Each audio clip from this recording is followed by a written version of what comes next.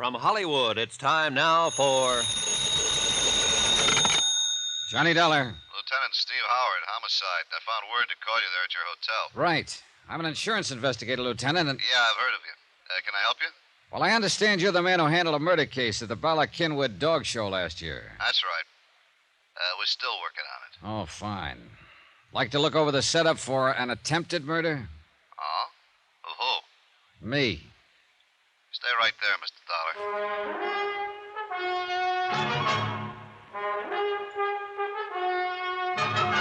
Tonight, and every weekday night, Bob Bailey in the transcribed adventures of the man with the action-packed expense account, America's fabulous freelance insurance investigator... Yours truly, Johnny Dollar.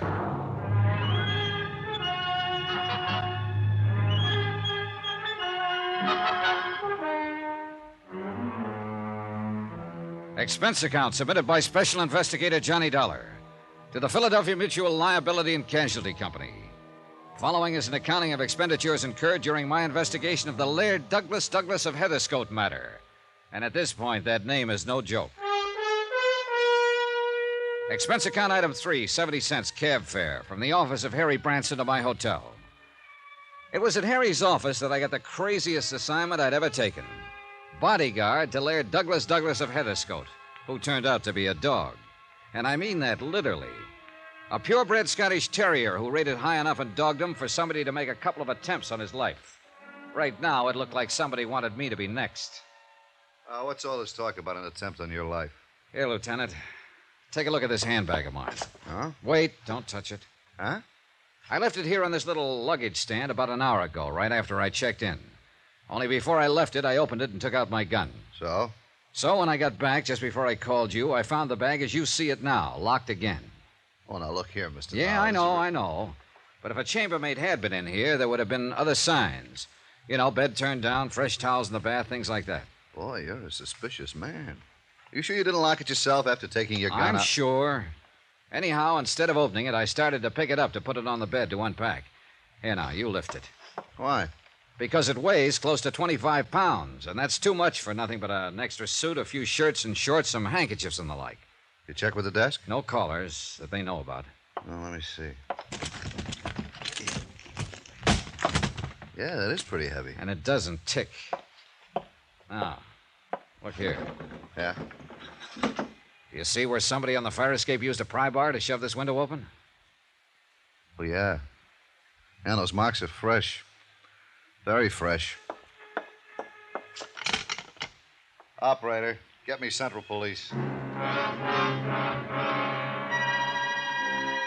Expense account item 4. Check for $29.50 to the nearest Bond clothing store for one pair of trousers to replace those torn by Laird Douglas of what's-his-name when I'd first met him in Harry's office.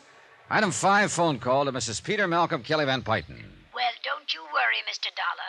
If you're delayed, you're delayed, and we'll just expect you here at the Maples when you get here. Your suite is all ready and waiting for you. I'll be there as soon as I can. Oh, I do hope you've had a suit made to replace those trousers little Laird Douglas tore. Why don't you have a couple of suits made and just charge them to me? Thanks. Maybe I'll get around to that. Goodbye, Mrs. Van Pyton.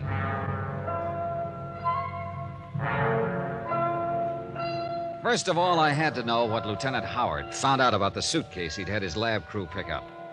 I took a taxi to headquarters. That's item 8, 65 cents. Well, glad to see you, Dollar. Sit down. Well, what'd you find out? Dollar, that bag of yours had enough soup in it to blow out half the side of your hotel. Oh, then I was right. Yeah, professional job, too. Straight wire rig that would have gone off when you opened the bag. Brother, I guess my lucky star is in the ascendant. What made you suspect a booby trap, Dollar?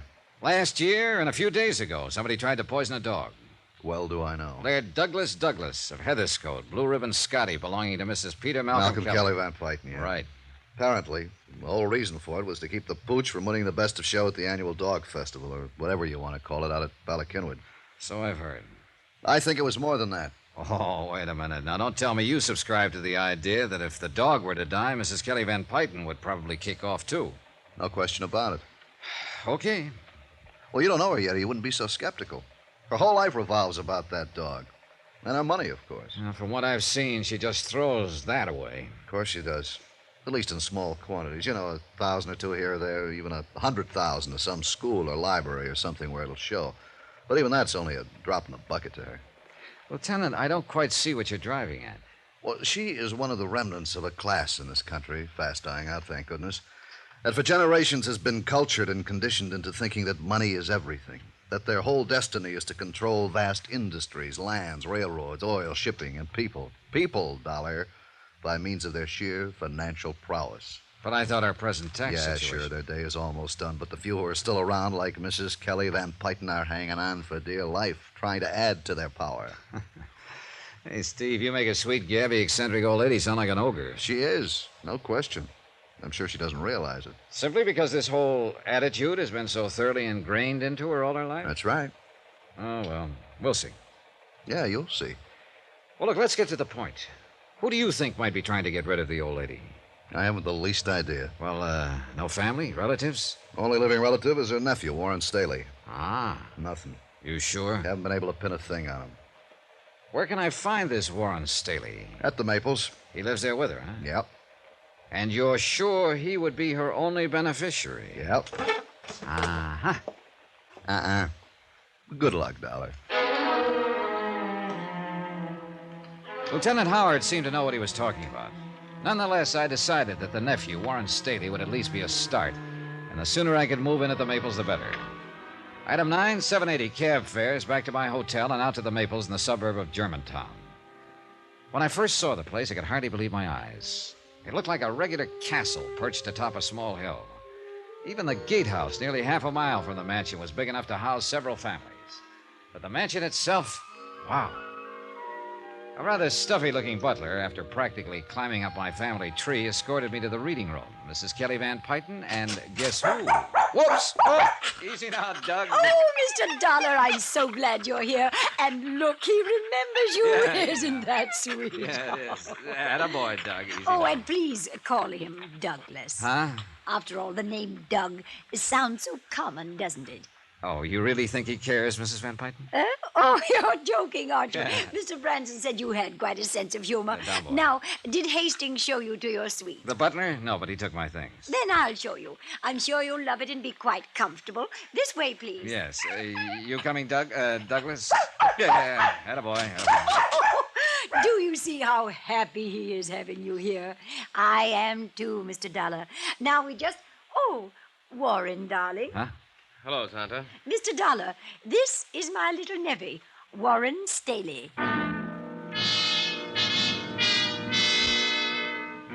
Warren was 25 or so, bright, good-looking, and well but comfortably dressed. And at Mrs. Van Pyton's orders, he took me up to my suite.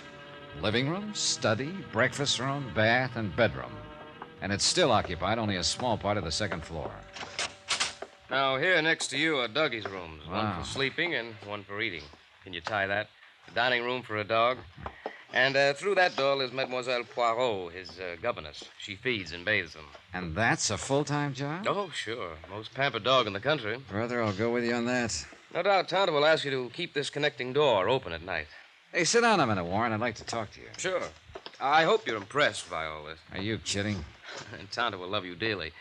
Say, would you like a drink? There's a cellarette here for your convenience. Holy. Sure, scotch and soda. Good. Rather foolish, though, isn't it? All of it? What do you mean? Oh, it's such nonsense to keep up in a state like this just to keep face, so to speak. Well, she can afford it, can't she? Are you kidding? You sound as though you don't enjoy this life of luxury. Yeah, here's your drink. Enforced luxury to keep up the honor of the family. And I resent it. Oh? Without ever having to lift a finger, do an honest day's work. When she's gone, I'll be one of the wealthiest men in the country. That's bad, huh? Do you think it's strange that a fellow would like to stand on his own feet for a change, make something of himself, by himself? Well, why not just pack up and leave? You don't know Tonto. No, I guess I don't. Oh, it's really more than that. I'm the only member of this family left, aside from Tonto. So I understand. I'm the only one left to carry on the Van Pyton empire. Drink up. Wait a minute. Branson used that term, too. Yes, empire. Not only enough security to sink a battleship, but controlling rights in steel, utilities, and most important of all, Eastmoreland oil. I see. And what's most important about that is that I'll survive to keep control of Eastmoreland from Kenworthy. Harrison R. Kenworthy. Yeah? There's been a battle over Eastmoreland oil for generations between the Van Pytons and the Kenworthys. Say, tell me, does Kenworthy have any heirs? One, his son, Ronald. I see. What sort of a fellow was he? Good friend of mine. We waste a lot of our time together. Oh, drink up, Mr. Dollar. I'm ready for another, and you haven't even touched yours. Yeah, well, listen. I'm going to lay some cards on the table. Shoot. Somebody's been trying to get at Laird Douglas, the dog, presumably as a way of getting at your aunt. It's true. If anything would have happened to little Dougie... Okay. I'll take your word for it. Now, because of the intense rivalry between your aunt and Kenworthy, or rather between Laird Douglas and his pup, Lady O'Diddy's Mimi, or whatever her name is, anyway, Kenworthy should be number one suspect. When you know him, you'll cross him off your list. So Lieutenant Howard has told me. But, go on. All right. As sole beneficiary of the Van Pyton Empire, as you call it, you come in as fast number 2 on the list. I can understand that. But unless everything you've told me is a fancy fairy tale to throw me off, then... Everything I've told you is true, Mr. Dollar. Hey, what's the matter with you? Nothing. Go on. Okay. And mind you, Warren, I'm not forgetting for a minute that there's been a couple of murders involved in this whole screwy business, plus an attempt on my own life. Attempt on your... Dollar? Hey, what gives you... Are you plastered on a little over one drink? No, listen to me. I know. Now I know, and I can tell you, Dollar. Tell me what? The answer, the whole thing. Dollar! Warren, what's the matter with you? I can't breathe. Hey, Warren. Drink. Meant for you. Don't touch...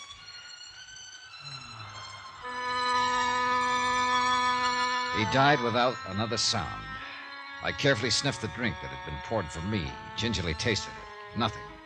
Nothing that I could spot. Yeah, poor Warren had probably been right. Whatever it was had no doubt been meant for me.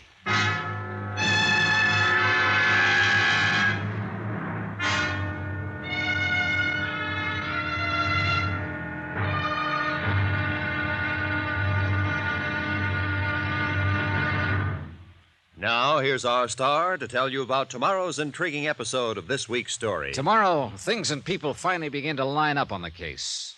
Just well enough for it to blow sky high. Join us, won't you? Yours truly, Johnny Dollar.